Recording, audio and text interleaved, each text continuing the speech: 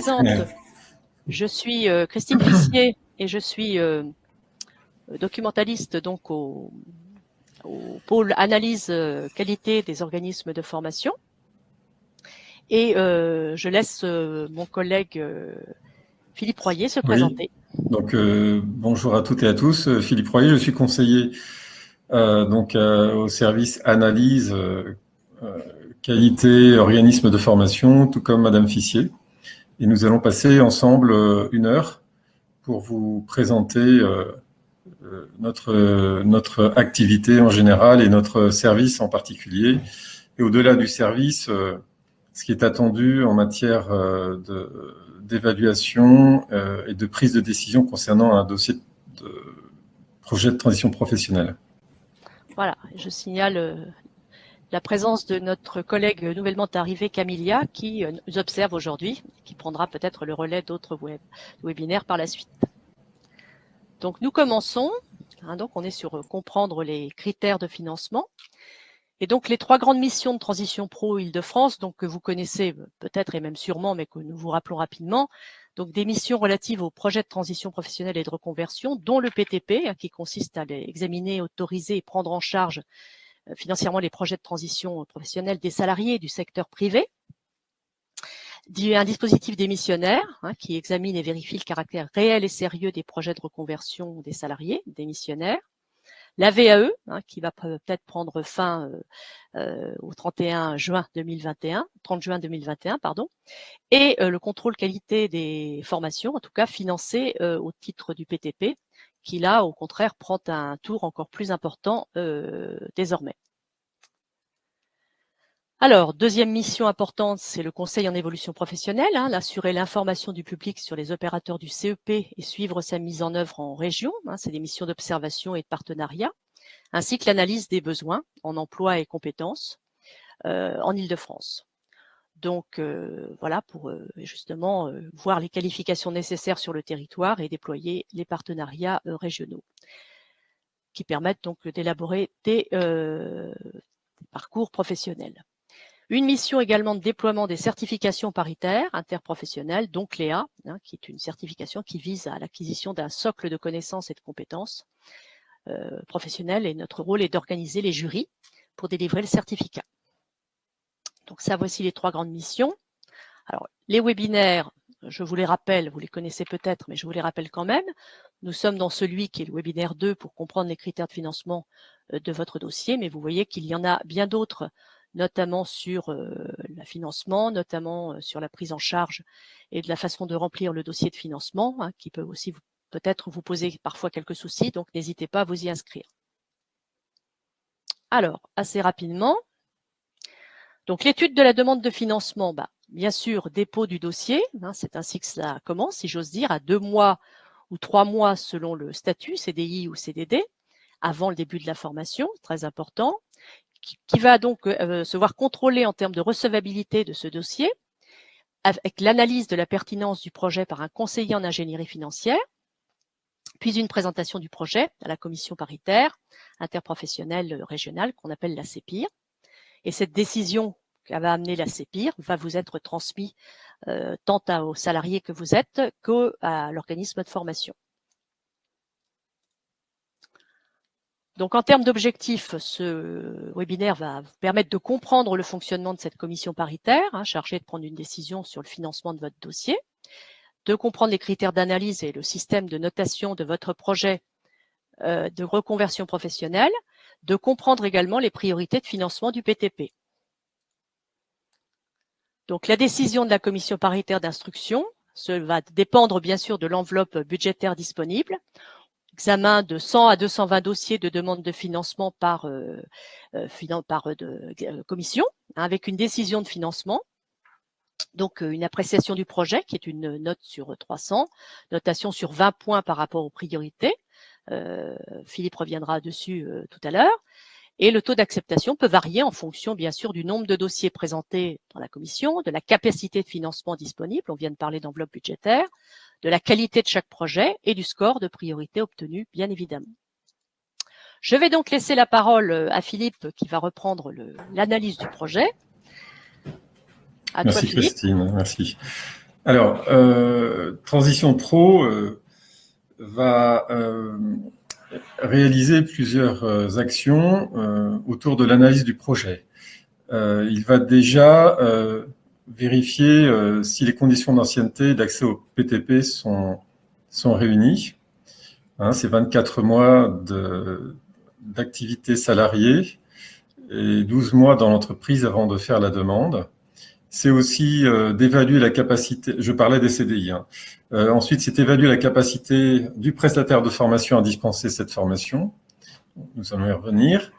Et pour ce qui nous concerne plus particulièrement, les conseillers, c'est d'évaluer la pertinence du projet professionnel et du positionnement préalable. Pour cette dernière action, celle-ci revenant à l'organisme de formation, là aussi nous allons y revenir. Alors, le projet que vous allez déposer, il est la plupart du temps à votre initiative. Mais cependant, il vous faut obtenir l'accord de l'employeur à travers une autorisation d'absence si la formation se déroule sur le temps de travail. Il est possible de se former hors temps de travail, ce qui ne requiert pas, dans ce cas de figure, l'autorisation d'absence. Donc, cette demande de financement, que l'on soit clair, elle ne se substitue pas au plan de développement de compétences, qui s'appelait autrefois le plan de formation, qui lui, plan de développement de compétences, revient à l'employeur dans l'idée de qualifier ses collaborateurs dans une optique aussi de performance de l'entreprise. Là, on est vraiment sur une autre logique. C'est une démarche individuelle. D'ailleurs, autrefois, ça s'appelait le congé individuel de formation. Il y a beaucoup d'analogies entre le CIF, congé individuel de formation, et le PTP. Mais on insiste bien sur ça, sur cette dimension personnelle et volontaire du salarié. Pour le plan de développement de compétences, vous le voyez, hein, je ne vais pas trop m'y attarder. Ça renvoie vraiment à une logique de l'entreprise et son obligation, plus qu'une logique aussi, c'est une obligation de qualifier ses collaborateurs. Alors, ce qui va être important pour Transition Pro et pour vous aussi, pour savoir si vous vous lancez ou pas dans cette démarche, c'est d'apprécier s'il y a changement de métier ou de profession. Alors, ces deux mots sont assez semblables, voire synonymes. Il y a cependant chez le législateur une nuance. On entend par métier vraiment un changement de code ROM. ROM signifie répertoire opérationnel des métiers et des emplois. C'est une nomenclature de l'ANPE, enfin pardon, de Pôle emploi, ex-ANPE, Pôle emploi, et qui classifie les métiers. Hein. Par exemple, vous avez 4 ou 5 chiffres qui correspondent à un métier. Et on considérera donc qu'il y a un changement de métier s'il y a changement de code ROM. Par contre, pour la profession, on est plus sur une logique de montée en compétences, de changement de compétences. Par exemple, un juriste en droit des affaires qui voudrait se spécialiser en droit social. Bon, le cœur du métier, c'est toujours d'être juriste, mais cette spécialisation nouvelle qu'il veut acquérir, on va considérer que c'est un changement de profession. Voilà, qu'on s'entende un peu sur ces termes. Ils sont discutables selon que l'on est ergonome, psychologue ou formateur. On peut mettre des définitions différentes sur métier et profession, mais voilà telles qu'elles sont envisagées là par le législateur dans la loi de 2018 qui a bien précisé ces deux notions. Donc, comme exemple, nous avons Sabrina qui est caissière. Donc, elle est en horaire décalé, elle peut changer de métier, devenir esthéticienne. Voyez-vous, on est vraiment sur un changement de code ROM, car le métier de caissière n'est pas le même que celui d'esthéticienne. Donc, elle a décidé de faire un CAP, c'est logique, pour se convertir en tant qu'esthéticienne. L'autre exemple, c'est un juriste en droit des entreprises, comme je le disais tout à l'heure, qui veut changer de secteur d'activité et se spécialiser en droit social. Je passe. Et puis enfin, nous avons un troisième cas, Yves, qui est assistant RH dans son entreprise et qui a besoin de valider un diplôme spécialisé pour changer de métier. Je reviendrai éventuellement, selon vos questions, sur ces propos et ces nuances, mais ce n'est pas l'objet non plus de faire de l'étymologie ou des définitions plus précises. Alors, l'appréciation de la cohérence du projet, elle va se faire à travers une explication attendue de vous concernant votre futur métier, les conditions de travail de ce nouveau métier envisagé, les conditions d'emploi, les éventuelles incompatibilités avec la situation que vous visez et les compétences à acquérir. Vous avez comme source documentaire les fiches métiers. Alors, elles sont sous format papier, mais c'est maintenant dépassé. Vous avez de nombreux sites d'information, ne serait-ce que le CIDJ, l'ONICEP, qui vous donnent beaucoup d'informations sur les professions et les métiers. Autre point important de la demande, ça va être celle-ci attendue de l'organisme de formation qui, et c'est une obligation légale, doit effectuer ce qu'on appelle un positionnement préalable. Ça consiste en quoi? Ça consiste à identifier ce que vous savez faire, les savoir-faire. Ça va être aussi de proposer un parcours sur mesure, je dirais. On n'est pas dans du prêt-à-porter, on est du sur-mesure. Ça veut dire quoi? Ça veut dire que, au regard de votre expérience, au regard des diplômes que vous avez pu acquérir et de la formation que vous avez en vue, peut-être pouvez-vous être dispensé de quelques modules, de quelques parties de la formation, ou quelques blocs même de formation, pour ne vous consacrer que et n'avoir que ce dont vous avez besoin. C'est tout à fait possible. Prenons l'exemple de l'anglais. Dans votre travail, vous l'utilisez quotidiennement. Vous envisagez de suivre une formation dans laquelle il y a un module en anglais. Eh bien, il est attendu de l'organisme de formation qu'il vous dispense de ce module anglais. Alors, si votre niveau le permet, évidemment. Ou au contraire, l'organisme de formation pourrait décider d'augmenter la durée de la formation parce que le niveau d'anglais ne serait pas assez bon. Je prends l'exemple de l'anglais, ça peut être de la comptabilité, que sais-je, n'importe quelle matière. Mais voilà, ça c'est vraiment absolument indispensable. Et d'ailleurs, il est attendu aussi que vous approuviez le devis qui va indiquer, à travers ce volet organisme de formation, non seulement la pertinence de ce positionnement, mais aussi le coût de l'action de formation. Alors, j'en profite, Philippe, Oui. pour mettre dans le live chat, puisqu'une question nous disait qu'un organisme de formation que la personne visait ne faisait pas de positionnement préalable, qu'il l'avait confirmé à ce salarié. Je lui mettais que c'était obligatoire et je lui mets également le décret, qui est de 2018. D'accord. Voilà. Et alors, je pourrais poursuivre en disant que Christine, qui est avec nous, et une autre collègue, Véronique Lévy, sont documentalistes et proposent des webinaires à destination des organismes de formation pour leur rappeler cette obligation. Tout à fait. Voilà, merci beaucoup. Alors, le salarié, vous allez devoir aussi, dans votre démarche, développer quelle sera votre employabilité à l'issue de la formation, car la formation est un moyen, ce n'est pas une fin. Ce qu'on entend par là, c'est que pour changer de métier, le passage par la formation peut se trouver nécessaire, mais pas toujours. On peut changer de métier aussi sans passer par la formation, mais c'est souvent le cas quand même. Mais on est bien dans une logique d'explication et de projection. Projet, ça veut dire vraiment se projeter, c'est se voir dans une autre situation. Et là, c'est comment, au regard de votre profil et au regard du marché de l'emploi, vous pensez accéder au métier qui vous intéresse, au métier ou à la profession qui vous intéresse. Donc, ce qui vous est recommandé, c'est de vous informer sur le marché du travail. Alors, vous avez des sources, comme INT, c'est un service de Pôle emploi qui vous permet d'avoir des statistiques, alors qui portent sur les 12 derniers mois, du marché de l'emploi. Vous avez aussi des données de l'APEC. Vous avez le BMO, besoin en main-d'œuvre aussi. Vous avez beaucoup de sites internet que nous pourrons vous communiquer, ou en tout cas des lieux ressources. Un point particulier est attendu, ou en tout cas un point de vigilance, c'est de s'assurer, ou en tout cas faire le choix d'un métier à forte perspective d'emploi. Ça, c'est un point positif et ça se retrouvera un petit peu plus tard quand je vous présenterai cette question des points, justement, qui rentrent dans l'évaluation du profil. Alors, vous avez des listes. On pourra vous en mettre une liste dans le chat, notamment celle des 20 métiers en particulière évolution pour 2021, Oui, provient de France Compétences. C'est ce que j'ai fait, Philippe. Ok, merci beaucoup.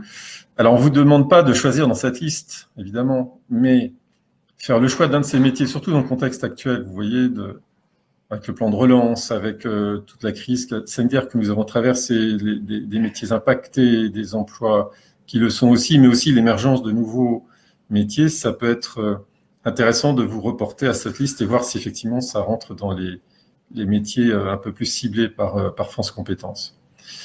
Vous pouvez aussi, dans votre demande, joindre des offres d'emploi. Alors bien sûr, quand vous aurez déposé votre dossier 3 mois avant la date de début de formation, sans compter que vous allez suivre la formation qui va durer plusieurs mois, elles seront plus valables.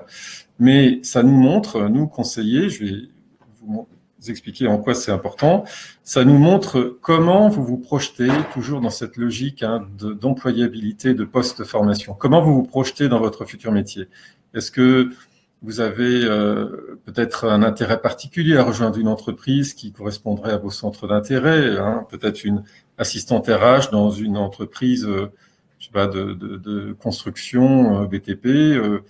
Bien sûr, elle a un socle commun avec l'assistante RH dans une grande marque de mode, mais l'environnement n'est pas le même. Voyez, donc ça pourrait être intéressant aussi que vous montriez à travers ces offres d'emploi ciblées. Il ne s'agit pas de nous en envoyer 10 non plus, ni 20, ni 50, et pas une liste non plus, mais des offres. J'insiste bien pour dire des offres. Donc, en mettant en avant, par exemple, les points qui vous intéressent. Je ne sais pas, les valeurs, par exemple, que véhiculerait cette offre, cette entreprise. Alors, vous avez aussi, et ça, qui mieux que ceux qui sont dans un métier qui vous intéresse peuvent vous en parler, eh bien, c'est d'aller sur le terrain et de réaliser ce qu'on appelle des enquêtes métiers. Voilà, c'est vraiment indispensable. C'est la confrontation au réel, c'est la confrontation de votre représentation à ce que vivent vraiment ceux qui sont dans le métier. Voilà. Qui mieux, encore une fois, qu'eux, peuvent vous parler de leur métier, des contraintes, des salaires pratiqués, des évolutions. Et puis, c'est aussi intéressant de modéliser un peu leur histoire pour ne pas peut-être retomber sur les difficultés qu'ils ont vécues. Je prends souvent l'image, quand je suis en entretien, de cette nécessité de faire ces enquêtes, de l'achat d'un immobilier. Est-ce qu'il vous viendrait à l'idée de signer un bail d'une location ou voire d'acheter une maison sans l'avoir visité auparavant? Je pense pas. L'idée, c'est un peu la même chose, c'est d'aller visiter un peu symboliquement les métiers qui vous intéressent, poser des questions et voir si vous vous y projetez ou pas. Alors pour cela, pour être aidé, car cela peut être nécessaire d'être aidé, vous avez des conseillers dans le cadre du CEP, concerne évolution professionnelle, donc c'est gratuit, confidentiel, et vous avez ici l'adresse du site qui vous permet d'en savoir plus. Donc Groupement Évolution, c'est pour notre région l'organisme qui dispense le CEP, qui était de 2015 à 2019 assumé par le FONGECIF, l'ancêtre de Transition Pro. Vous avez les missions locales pour les moins de 26 ans, vous avez Cap Emploi pour les travailleurs handicapés, et pour les cadres, vous avez l'APEC. Tout ça est gratuit, donc n'hésitez pas. Ça peut être pour soit partager votre projet, parce qu'il est bien mature et vous avez besoin ou envie de le confronter au point de vue d'un professionnel de l'orientation, ou bien vous ne savez pas par quoi commencer. Et ça peut être ce temps en plusieurs entretiens, plusieurs étapes, justement de mise à plat, de partage de votre projet et voir comment il peut être reçu, compris par quelqu'un qui n'est pas dans votre entourage, qui vous est extérieur, mais qui a aussi ce regard distancié. D'accord. Voilà, le CEP. Si vous avez des questions sur cette partie, Christine, est-ce que... Oui, pour le moment, il n'y en existe pas, mais peut-être vont-elles venir, je ne sais pas. Alors, je passe à une deuxième étape sur celle n'hésitez pas à les poser. L'examen du dossier et les priorités. Vous le savez, il y a des priorités. Donc, on va les voir à travers ce plan-là, les priorités, prise en charge, l'accord lui-même de prise en charge, le refus. Soit total, soit partiel, la possibilité de recours après un refus, et puis la médiation, là aussi dans le cadre d'un refus. Alors, tous les dossiers, dès lors qu'ils sont éligibles, vont être examinés par une commission paritaire d'instruction, CPI. Alors, cette commission, elle est composée de représentants de syndicats de salariés d'employeurs, hein. Donc, vous avez les principales centrales syndicales nées de la libération, donc la CGT, la CFDT, la CFTC, la CGC, et puis on en oublie toujours un, désolé.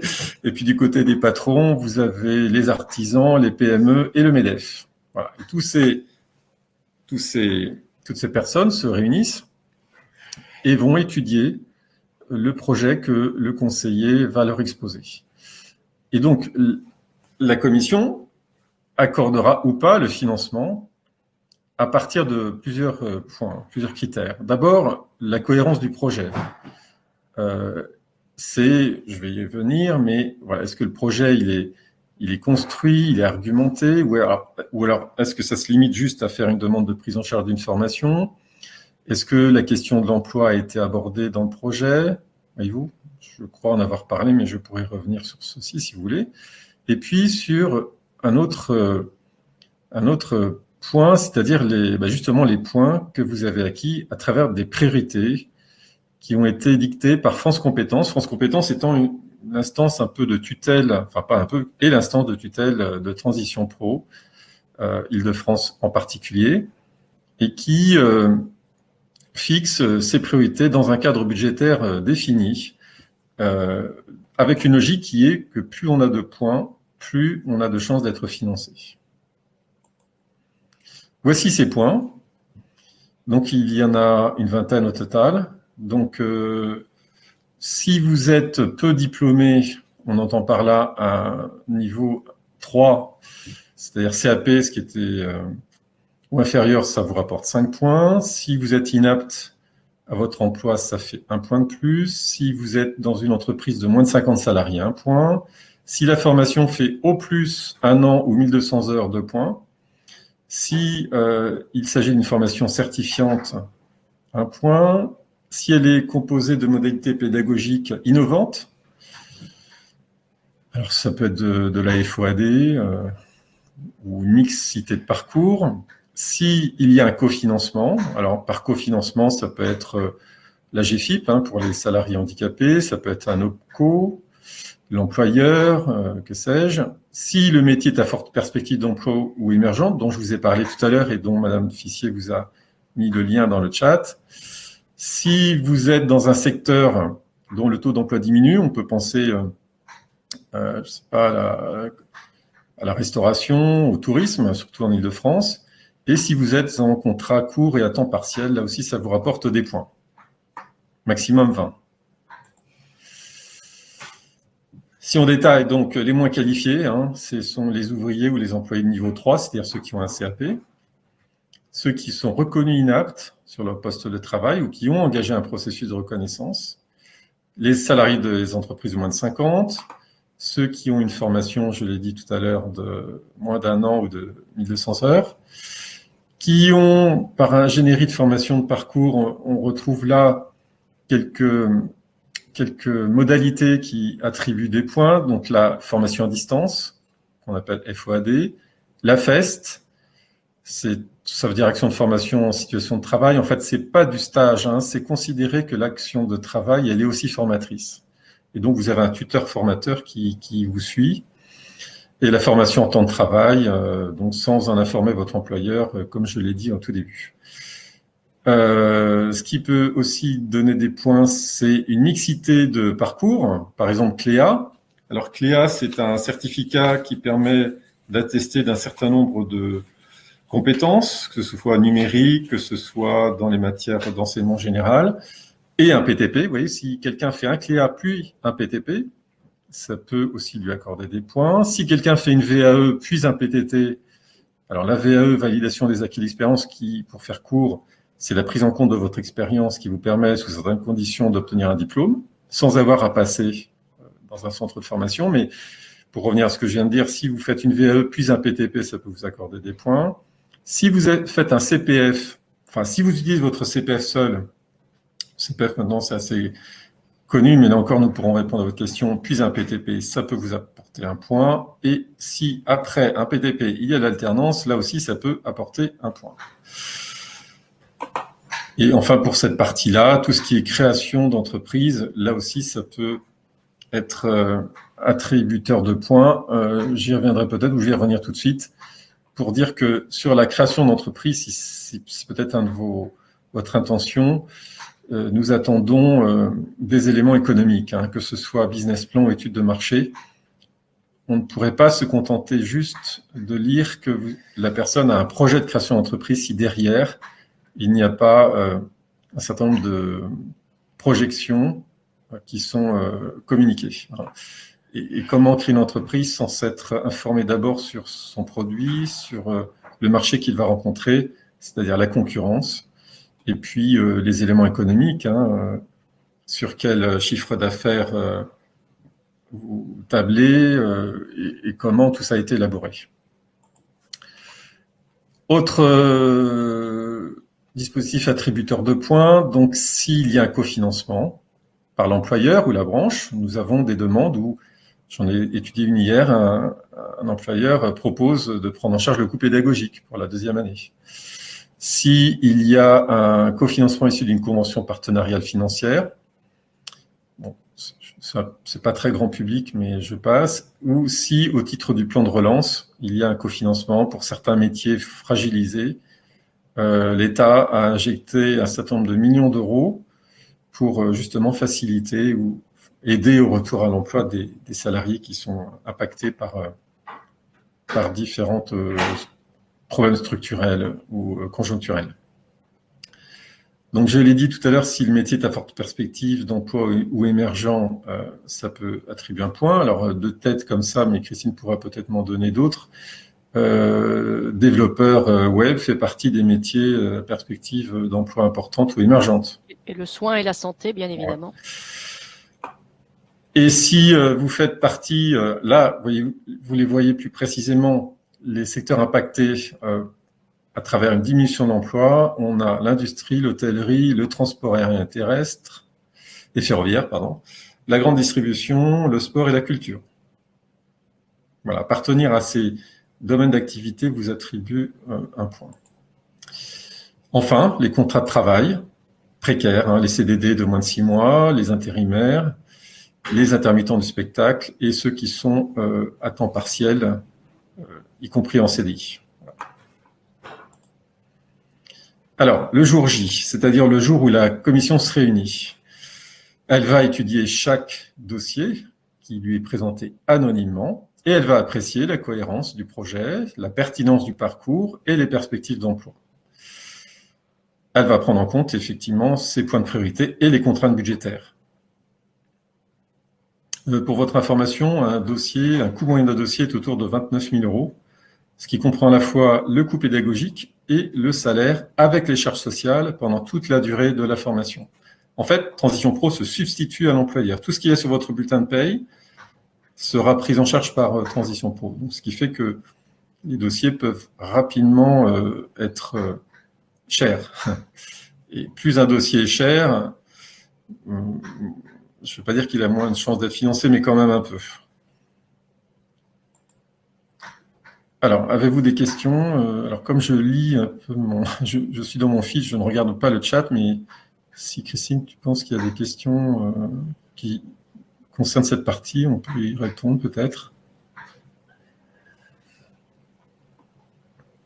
Je ne suis plus entendu, tu ne m'entends pas? Moi qui n'ai pas mis mon micro, je te prie de m'excuser. Je disais qu'effectivement, on parlait des formations, comme s'il fallait qu'elles soient diplômantes. On parlait également du stage en entreprise. Alors, je précisais qu'effectivement, si le stage était réalisé dans la propre entreprise des salariés, nous ne financerions pas. Ça, c'est clair. Oui. Voilà, et que compte tenu de la reconversion, il était peut-être préférable de le faire ailleurs. Et du positionnement préalable, qui est réalisé soit par un formateur, soit un conseiller pédagogique. Et quelqu'un me disait qu'elle était formatrice dans son entreprise, mais qu'elle n'avait pas été au courant de cette obligation. Et c'est clair que le positionnement préalable est obligatoire, surtout pour les organismes de formation. Donc peut-être que cette dame n'est pas elle-même dans un organisme de formation, puisqu'elle me dit être en entreprise. Bon, en tout cas, pour les organismes de formation, c'est obligatoire. Et je crois vous avoir mis donc le décret dans le live chat, qui est de 2018. Ensuite, la formation envisagée, nous dit quelqu'un, dure 3 ans. Ces critères sont-ils aussi valables en cas d'un licenciement économique ou transition pro n'intervient que pour les salariés du moment de la formation? Alors ça, tu peux peut-être répondre, Philippe. Alors, attends, parce que j'ai pas lu la question. La formation envisagée dure 3 ans.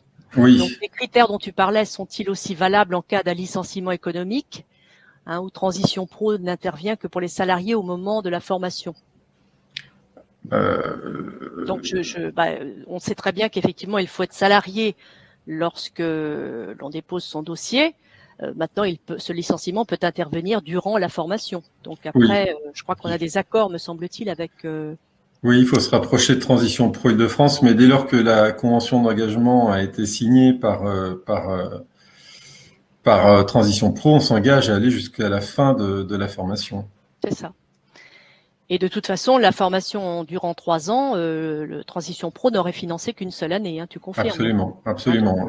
D'où l'intérêt pour vous de vérifier justement ce que vous auriez comme stratégie de financement pour les autres années. C'est d'ailleurs ce que vous aurez à mettre dans votre dossier.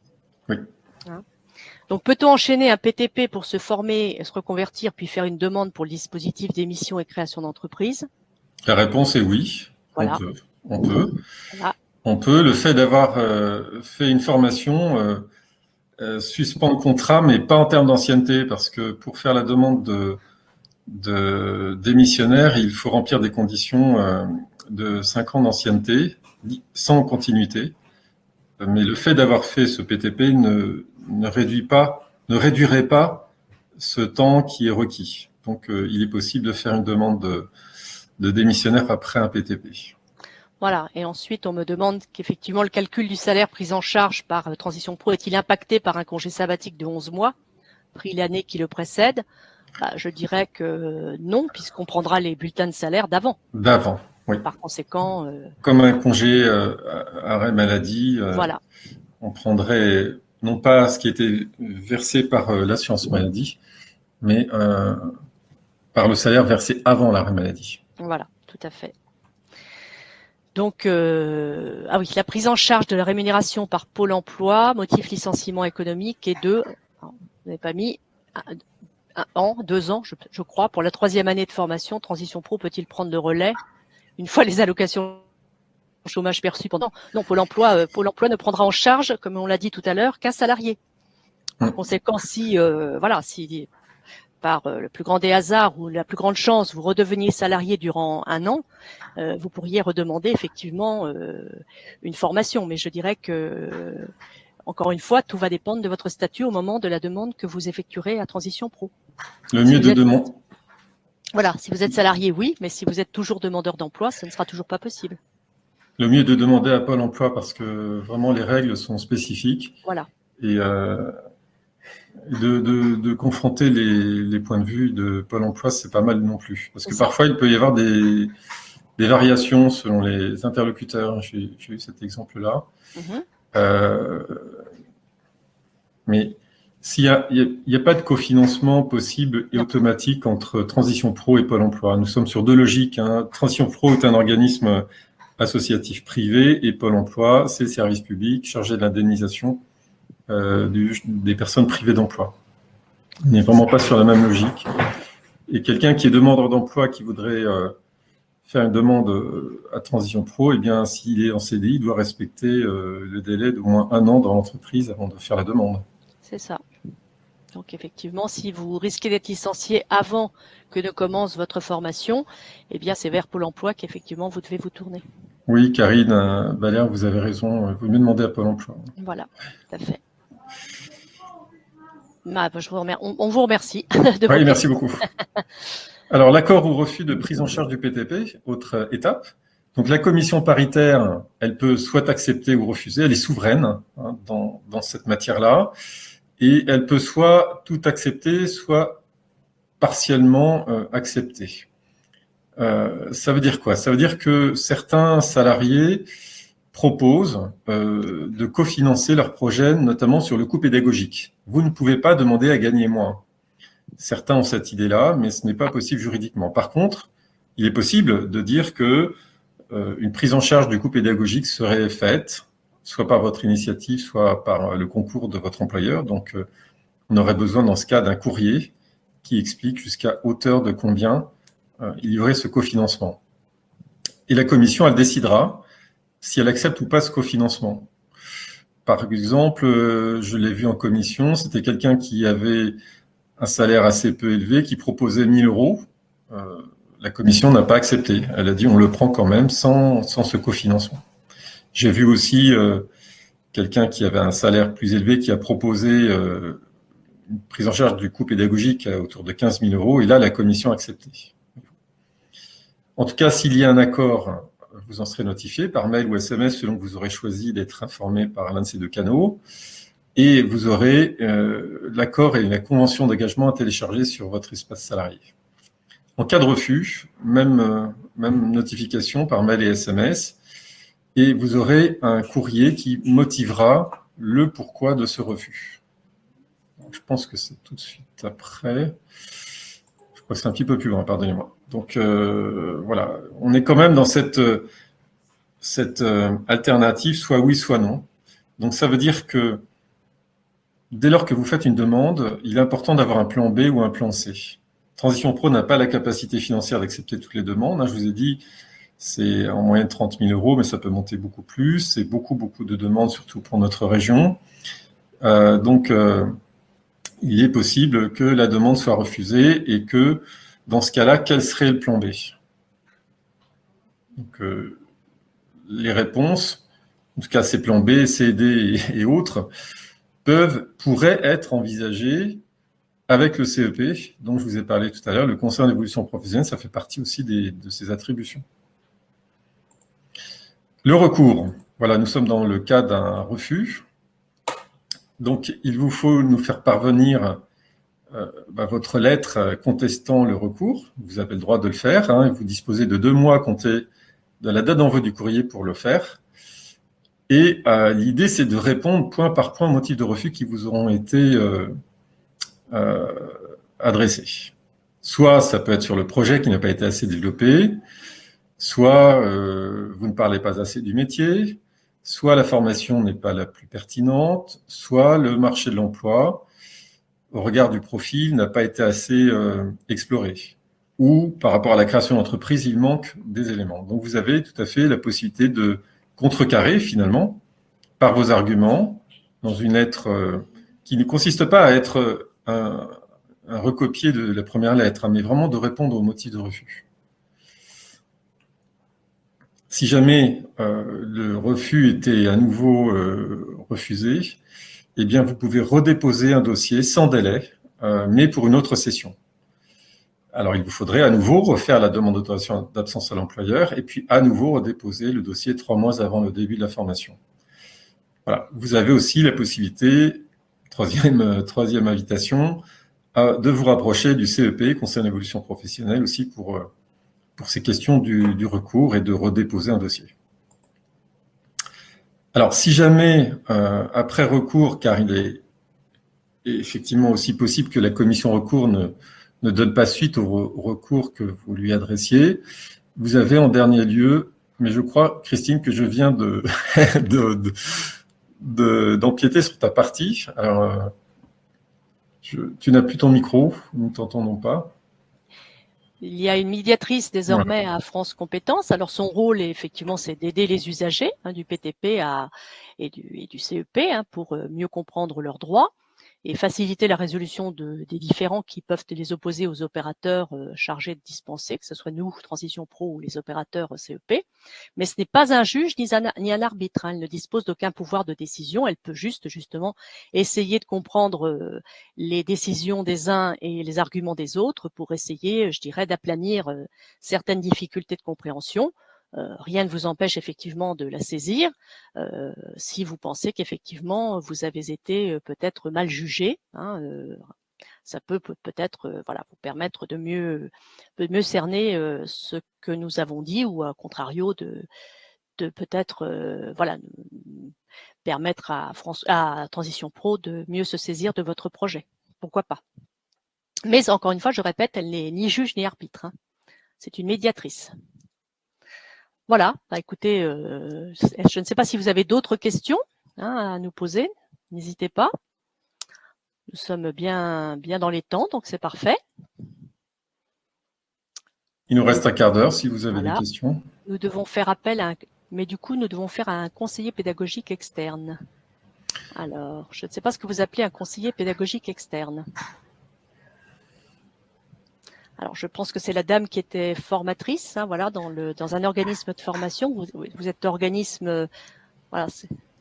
Ah oui, Voilà, il vous nous a êtes, déjà posé la voilà, question. c'est ça. Vous êtes effectivement dans un organisme, dans une entreprise. Vous formez les salariés de l'entreprise en interne. Il existe des organismes de formation qui nous accompagnent dans la formation de nos employés. Là encore, effectivement, si ces organismes de formation doivent vous accompagner. Alors après, je suppose que c'est des formations sur le plan de développement des compétences, comme en parlait Philippe tout à l'heure. Et je dirais qu'il peut y avoir au sein de votre entreprise aussi des personnes qui mettent la gestion des compétences en place. Donc peut-être font-ils eux-mêmes appel à ces centres de formation au regard de ce qu'ils peuvent leur apporter. Donc là, je dirais qu'il n'y a pas forcément. S'il n'y a pas de GPEC, je dirais qu'après après les organismes de formation doivent de toute façon se soucier, encore une fois, des salariés qu'ils prennent en compte, même si c'est du domaine collectif. Quelles sont leurs attentes et par conséquent, si ça n'est pas du positionnement préalable, ça y ressemble fort, c'est obligatoire. Donc, si vous-même n'êtes pas en capacité de le faire, effectivement, peut-être faut-il se renseigner à ce sujet auprès de vos RH ou de vos ressources humaines, des personnes qui gèrent en tout cas le plan de formation de votre entreprise. Voilà. Peut-être d'autres questions? Alors, pour ceux, en tout cas, en début de présentation, vous avez parlé de 300 points pour la qualité de projet et 20 points pour les priorités nationales régionales. Au final, le dossier est-il classé sur 300 points ou y a-t-il un premier classement avec les 20 points? Alors, c'est un mixte des deux, finalement. Oui, Il ne faudrait pas rester trop prisonnier ou contraint par ces points.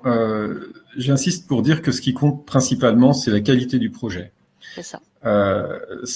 Par qualité du projet, c'est d'expliquer le pourquoi. Si vous voulez, c'est la cohérence. Pourquoi je veux quitter mon métier et en exercer un autre? Quel est l'élément déclencheur? La motivation qui m'anime à vouloir aller vers ce nouveau métier. C'est, dans un second point, c'est de développer la représentation que vous pouvez avoir sur le métier et surtout comment vous l'avez construite, cette représentation. Est-ce que c'est purement documentaire et théorique ou alors est-ce que ça a été la confrontation au réel vécu par les professionnels dont vous voudriez faire partie? C'est aussi de s'assurer que la formation est adaptée. Parfois, vous avez des diplômes qui sont mieux adaptés que d'autres à un projet de reconversion, ou peut-être ne pas avoir tout le diplôme et que quelques blocs de compétences suffiraient à cette reconversion. Et puis enfin, c'est cette mise en œuvre du projet, comment je vais, au regard de mon profil, au regard du marché de l'emploi, m'insérer dans cette profession. Est-ce que j'ai conscience que en démarrant dans ce nouveau métier en tant que débutant, eh bien mon salaire risque d'être celui d'un débutant et que certes, c'est intéressant de faire son nouveau métier, etc. Mais les charges continuent à tomber et que si, avec un nouveau salaire de débutant, vous n'arrivez plus à satisfaire vos charges, voilà, comment tout ça va être pris en compte. Alors, je ne sais pas si j'ai répondu à la question, mais oui, c'est pas. En tout cas, oui. Enfin, on nous remercie, donc oui. Bon, Guillaume nous remercie, donc. Très bien, alors, merci Guillaume. Alors, je crois que c'est. Mais j'en ai oublié la question en fait. Voilà. J'étais parti dans mon truc et j'ai oublié. Non, c'est ça. Donc, Madame Gilles nous dit: je travaille temps partiel par un avenant à mon contrat de travail, mais je cotise à taux plein. Vous prenez en charge en fonction du salaire brut cotisé ou du salaire net perçu? Non, du salaire brut. Salaire brut, oui. Salaire brut. De toute façon, on parle toujours en salaire brut, bien sûr. Et on nous dit également, vous parliez de l'OPCO. Doit-on, avant de vous contacter, obligatoirement faire les démarches chez eux? Donner une preuve de prise en charge ou non de prise en charge? Je dirais que s'il s'agit d'une reconversion, tu m'arrêteras, Philippe, mais il y a peu de chances que l'OPCO s'en soucie. Oui, il y a peu de chance, oui. Il Hein? faut qu'il ait un intérêt, hein, parce que des locaux que vous ne pouvez saisir vous directement, c'est votre employeur qui va se mettre en relation avec l'OPCO Oui, pour, c'est ça. d'abord s'assurer que des fonds seraient disponibles auprès de l'OPCO pour ce salarié. Donc, il faut aussi faire partie des priorités que l'entreprise aura décidé ou pas, hein, par rapport à votre catégorie de salariés dans l'entreprise. Mhm. Et des montages OPCO vont se produire, je pense, parce que on est dans une logique aujourd'hui de cofinancement. C'est-à-dire que le nerf de la guerre, l'argent, est vraiment difficile à trouver, que pour former plus, et sans avoir une augmentation du budget, il est important d'aller chercher des fonds ailleurs. Et nous avons maintenant une collègue qui va être plus particulièrement chargée de développer le partenariat avec les OPCO, qui vont réduire. Hein. Il faut savoir aussi que les OPCO ont traversé pas mal de restructurations, avec pas mal de licenciements et de plans de sauvegarde de l'emploi aussi parmi ces organismes. Et donc la logique, là, ça va être de rechercher des fonds et des cofinancements. Et alors, je reviens à mon idée, une question qui était posée lorsque je partais sur l'explication du projet, c'était au niveau des points. Voilà, je relis ce point, pardonnez-moi, je reviens sur cet aspect-là pour vous dire que le projet, il est central, hein, avec les 4 points que je vous ai cités, les 4 A, B, C, D, hein, 4 points. Et on va prendre aussi en compte les points nationaux, je veux dire, et régionaux de France Compétences et de notre région. Et c'est un mix des deux qui va être opéré. Mais il ne faudrait pas non plus vous sentir privé de déposer une demande si vous avez un bac plus 5, au motif que quand on a un CAP, on a 5 points. Parce que c'est pas parce qu'on aurait un CAP dans une entreprise de moins de 50 salariés, avec une formation de moins de 1200 heures, bref, prendre plein de points, et qu'à côté, le projet ne tient pas à la route, qui sera accepté. Voyez-vous, ce n'est pas que les points, ce n'est pas que le projet, mais c'est bien un mix des deux.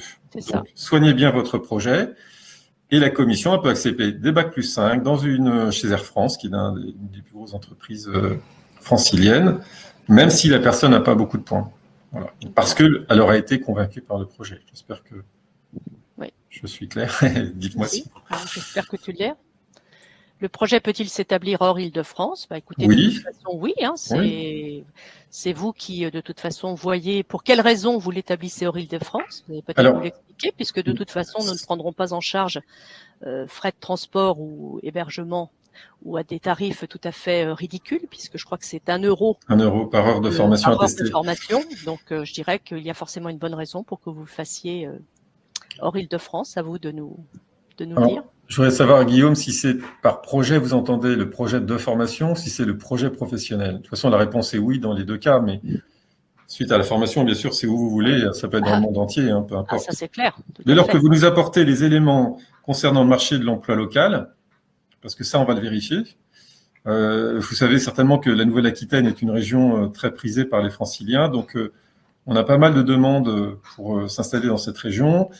Évidemment, on regarde le marché de l'emploi local, donc qui peut avoir des spécificités. Si vous voulez être marin-pêcheur, c'est sûr que aller sur la côte atlantique, ça donne plus d'opportunités d'emploi, ou d'être charpentier dans le centre de la France, quoi. Voilà.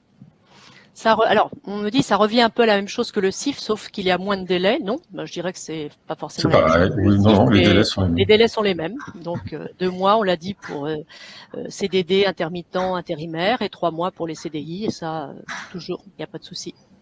Oui, Sana, le choix de la formation peut vous être conseillé par le CEP. C'est ça. Oui, tout à fait. Tout à fait.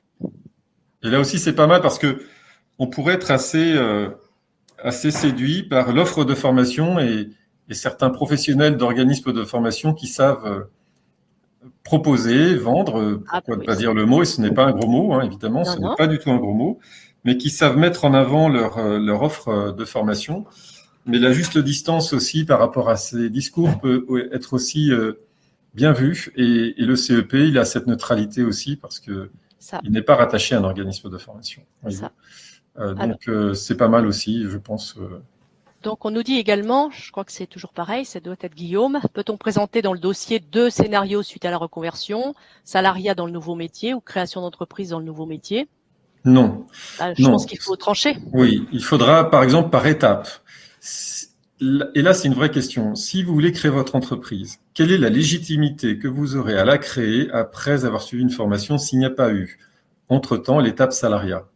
Voyez-vous, à moins que vous ayez eu, dans une activité comme celle d'auto-entrepreneur, à tester votre activité et en faire ensuite votre activité principale issue de la formation, pourquoi pas.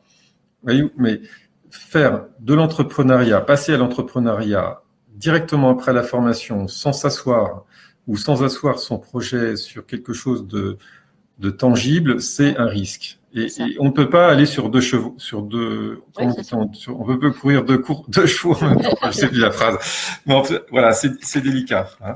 Alors, on nous dit que peut-être vous avez mal compris, c'est par rapport au cofinancement. J'ai cru comprendre que ce point est plutôt très important dans l'examen du dossier. Si c'est le cas, quelle est la proportion de chances qu'un dossier sans cofinancement soit accepté?